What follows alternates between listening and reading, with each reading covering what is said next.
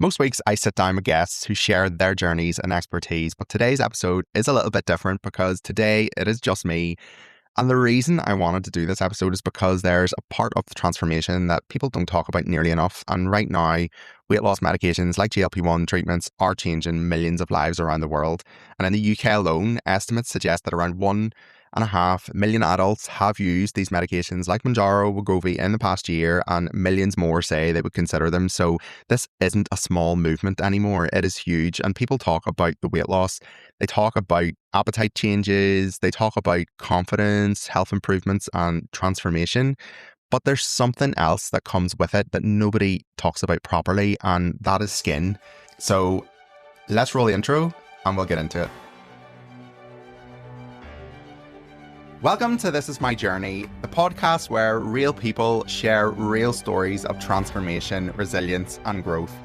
I'm Marc, and after navigating my own path through major lifestyle change, I created this space to open up honest conversations around identity, mindset, and what it really takes to evolve.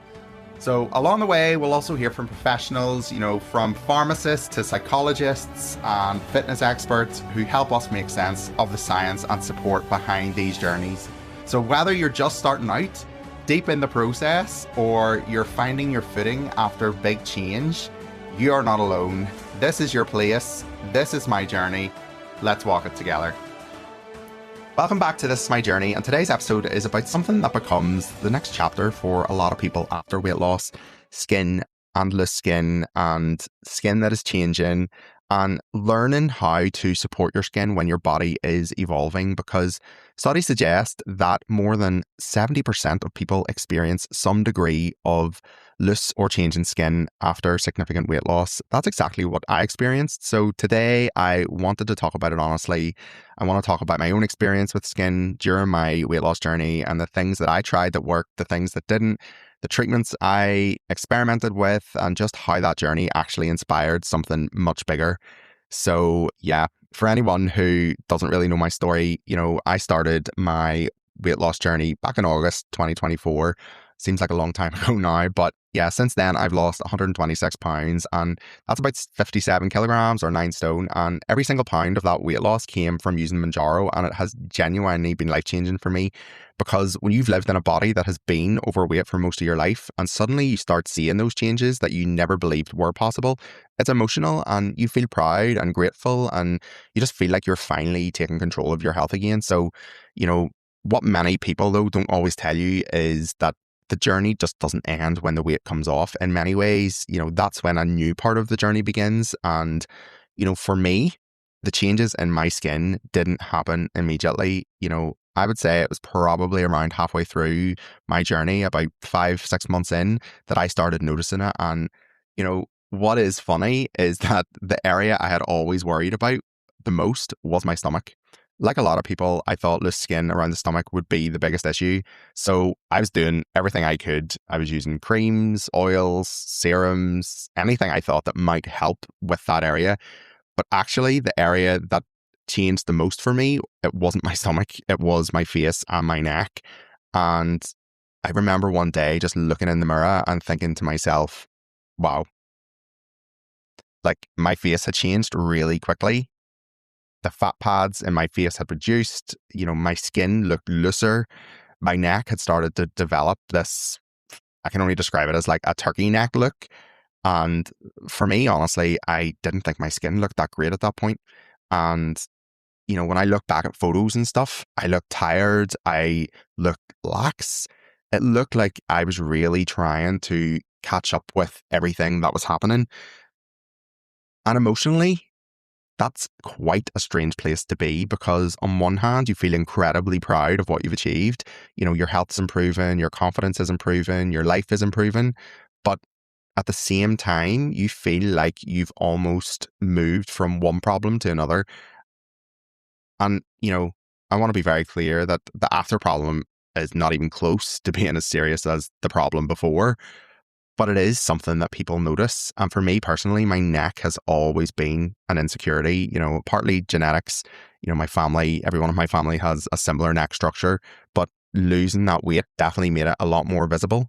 When you're someone who creates content online, your face is public. People see it at every angle, photos, side profiles, video, and that can really affect your confidence. Another layer to this journey for me is that I've done a lot of it publicly as well, which is not everybody is in the same boat, but for me, this is an experience that really stood out. And at one point I did a Daily Mail article. They actually wrote one on my transformation, and I'll be honest, the comments underneath that were brutal and they really affected me. And people were saying things like, he must have had surgery, he doesn't have a belly button, he's definitely had skin removal. And the truth was I hadn't, but it made me realize something, that people automatically assume surgery must be part of the weight loss. And for some people it is. That's completely okay. But if someone has worked incredibly hard to transform their health and wants surgery to feel comfortable in their own skin, that is their decision and nobody should ever be shamed for it. So yeah, when I started noticing those changes in my skin, I went into research mode. It's literally, I'm a nerd for it, but anyone who knows me will know that when I get interested in something, I research it. I tried everything. I tried topical skincare, barrier repair creams, peptides, hyaluronic acid, vitamin C, collagen drinks. But yeah, spoiler alert here, collagen drinks are not the miracle people think they are. They can support things slightly and they do help, but they're only one small piece of the puzzle. I also tried aesthetic treatments. I've had a little filler, Botox, Profilo Structura, nothing extreme. And it's really just been experimenting to see what worked. But one thing for me became very clear very quickly. And to me, there is no magic product. Skin responds to routine and consistency. And for me, the massive turning point was actually red light therapy. So I discovered it by accident. I visited a wellness studio and they had red light therapy there that you could get into for your full body. And at that time, it wasn't nearly as mainstream as it is now, but I had read a few scientific papers about it. So I was curious, and I do remember thinking, how can light possibly change skin? But like everything else, I went away, I researched it, different wavelengths, skin interaction, where some clinics are using them. And once I started using it consistently myself, I noticed changes within about 2 weeks. My skin looked brighter, my complexion improved, my skin felt tighter. And that's when I realized something really important. Consistency beats intensity every single time. So 10 minutes a day, 12 minutes a day, done consistently as part of a routine, that's where the real changes happen. And this is where something else blended, because every day, during live streams back at the start of my journey, people were asking me the same questions. So what are you using on your skin? How are you dealing with loose skin?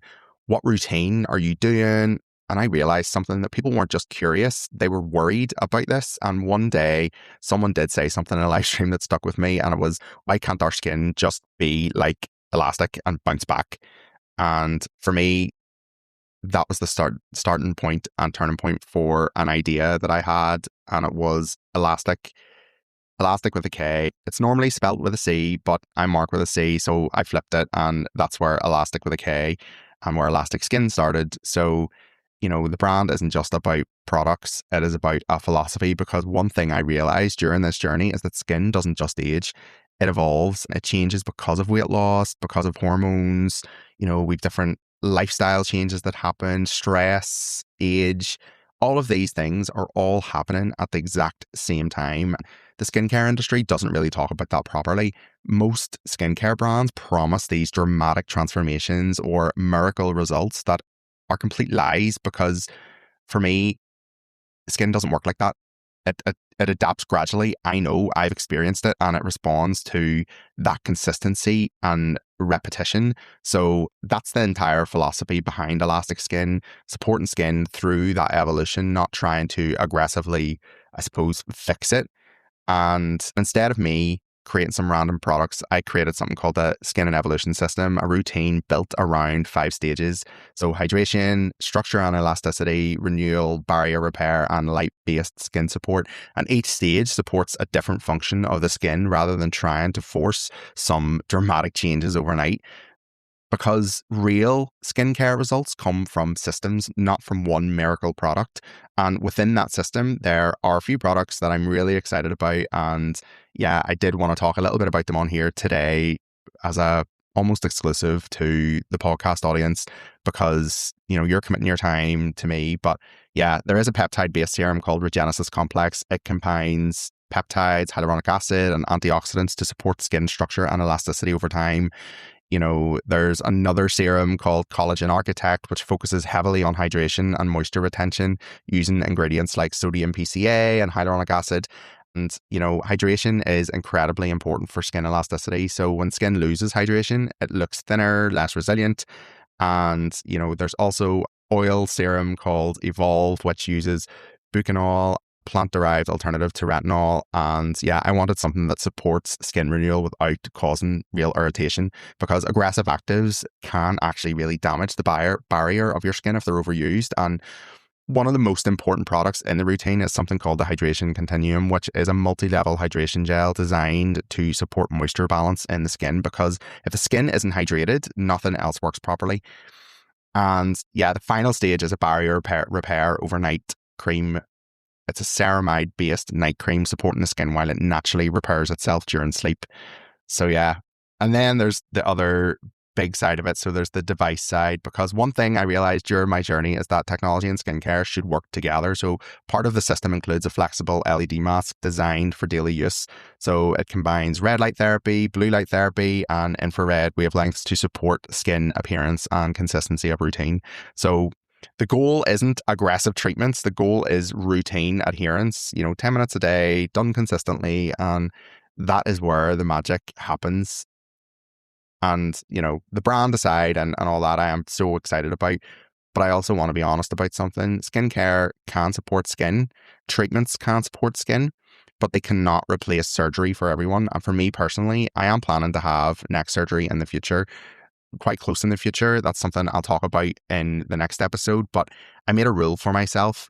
I reached maintenance in May last year, May 2025, and I promised myself that I would maintain my weight for 1 full year before considering any type of surgery, because rushing into surgery straight after weight loss can create complications. If someone regains that weight afterwards, the skin can stretch again. So, in thin skin, it's so bad for you. So it is important to be responsible with those decisions. So if you are listening to this and you are worried about loose skin, I want you to hear this. Don't assume surgery is your only option. Try skincare, try LED therapy, try aesthetics, try building muscle, because building muscle can actually fill areas where skin feels loose.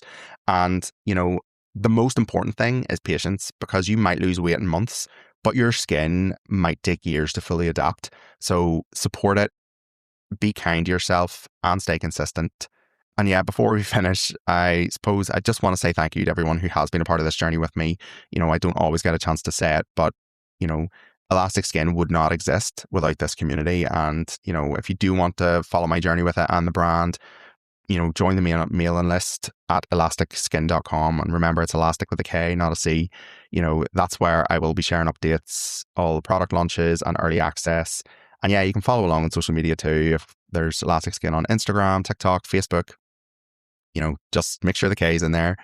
Everything will be linked in the caption below. And as always, thank you for being part of the journey. Thank you for listening, because, this podcast is called This Is My Journey for a reason. And every single one of you listening is a part of that story.